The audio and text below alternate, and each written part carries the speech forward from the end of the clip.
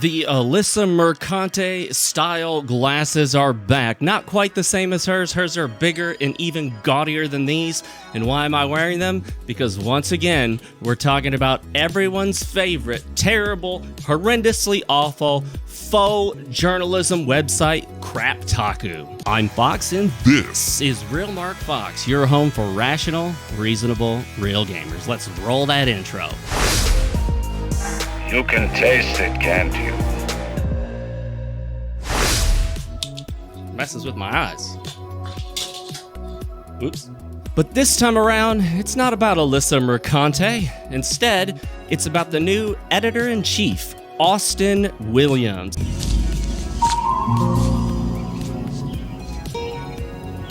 What the fuck? This piece of shit.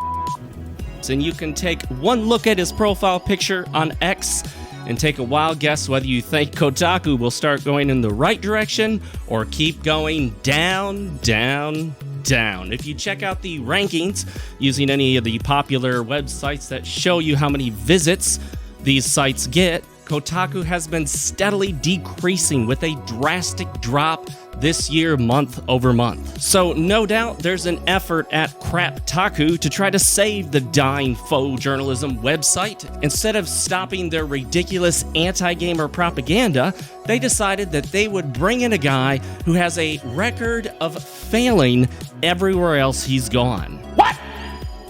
That's right. Austin Williams has a staunch record of failure everywhere he's worked. He's brought those sites down.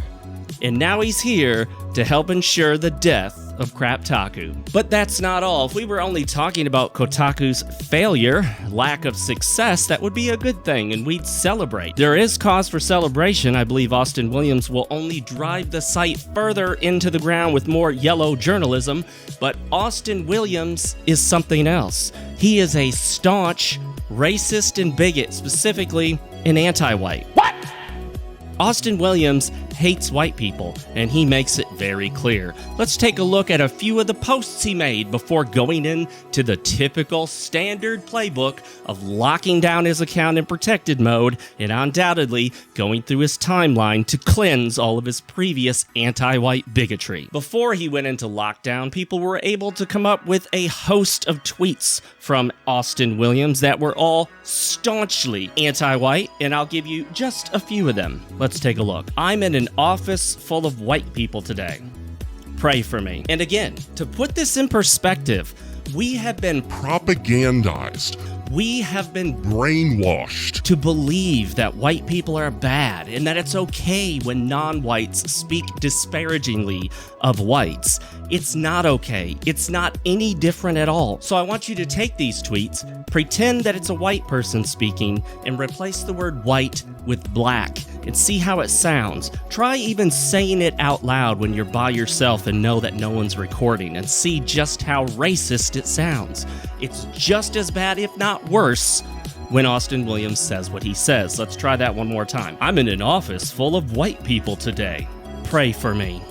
No one asks for prayer unless they anticipate hardship, difficulty, or some sort of trial. So he's implying that an office full of white people is a trial, is a hardship, is something difficult for him. Imagine, once again, if I were to make a comment like that about my workplace, talking about, oh, I have to work with a whole bunch of people. And you know what word to fill in, because there's one particular word in the United States we fill in there, one particular race that gets special treatment, and not just one. Here's another one. Working with white people, definitely a top 5 emotionally draining experience.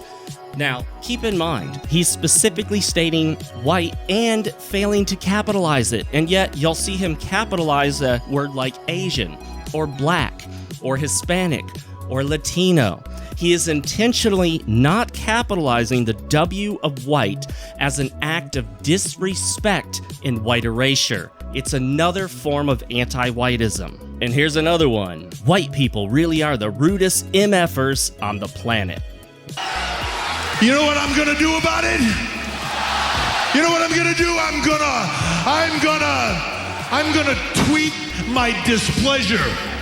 Wow, I don't really even need to explain that one. That one is abundantly anti-white on the very surface. It's just horrifically bigoted and racist. Doesn't need any explanation. Speaks for itself. Kotaku is the same website that posted such wonderful articles as Straight White Male, the lowest difficulty setting there is. That's a bold statement. And in this article, John Scalzi, who I'm told is actually an author of novels, goes into detail about how life is so easy for white men, straight white men. He has no idea that straight white men are, without question, the most discriminated against group in the world. And that is provable with data. You can look this up. White people are the smallest racial minority on the planet if you count the larger racial groups. Now, you can get into very specific groups that are subgroups of the larger groups, and there are some smaller ones in there. But if you're looking at all the main racial groups in the world, white people are the smallest minority, making up only 8%. So if you take only white males, you got about 4%. And then if you take only straight white males, well, you got pretty close to 4% still, but 3.9 something percent. So less than 4% of the population of the world we're led to believe have it the easiest in the world. We have the easiest time in the world because a handful of rich and wealthy white people apparently benefits all white people, right? No, of course not. Do you know how much money I get from rich white people? Zero. They haven't given me anything. I haven't gotten anything from any of the wealthiest white people. Trump or Jeff Bezos, assuming they're white, haven't given me one solitary penny. Kotaku is also the absolute wonderful faux journalism website that has run multiple articles where the subject matter is inserting things into your rectum.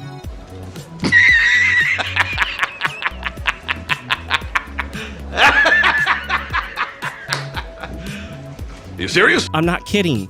Look it up. So we all know Kotaku is trash. I believe the best way to point that out is to simply continue to call them Kraptaku. You know they'll hate that, especially Alyssa Mercante, who I've heard, and it's a rumor, that her real name is not Mercante, that it may be something like merchant, but she changed it to Mercante to give the false sense that she's Ethnic. as in white people aren't ethnic. Although by the dictionary definition, everyone is ethnic, depending on which definition you use. Any definition of race or ethnicity or racism or bigotry that excludes one group from being able to qualify is a racist, bigoted definition in and of itself.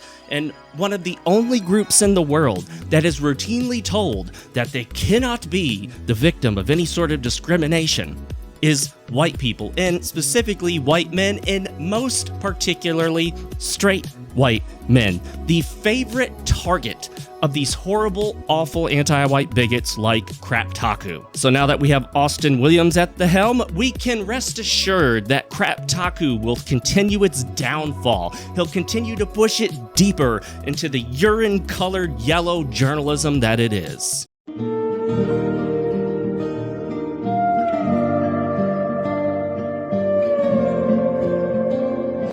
I think I put it very succinctly in my post on X. Follow me at RealMarcFoxx 2X's, with Austin X Will at the helm as EIC of Kotaku. I expect the online gossip rag and hit piece blog to continue to be among the worst that faux journalism has to offer. So, what are your experiences with Kraptaku? Are there any particularly horrific anti-white, racist, anti-male, or anti-hetero articles you've seen from the trash site? Don't visit the site because we don't want to give them any views.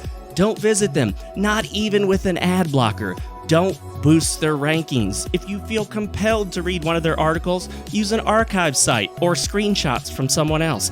Don't share their tweets. Screenshot the tweet and then mock it endlessly and refer to them as Kraptaku. I would love it so much if you would borrow the language, if you would borrow the term that I believe I invented and start referring to Kotaku as Kraptaku. How dare you!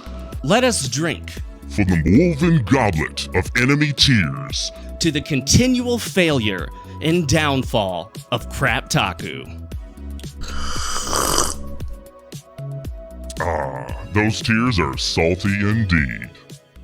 Thank you so much for watching. It's been an absolute pleasure to have you here, but don't forget to like the video, subscribe, and tap that notification bell icon. And a huge thank you and shout out to Super Real Gamer Drunken Dwarf and Real Gamer Cornelius Noland. And consider joining the channel. It's as cheap as $1.99 and you get to enjoy all these special perks. Click join now.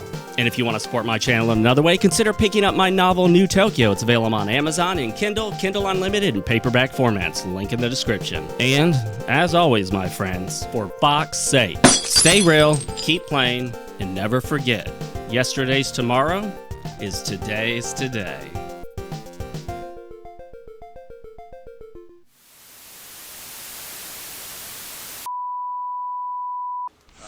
Thing sucks! Now we know. And knowing is half the battle.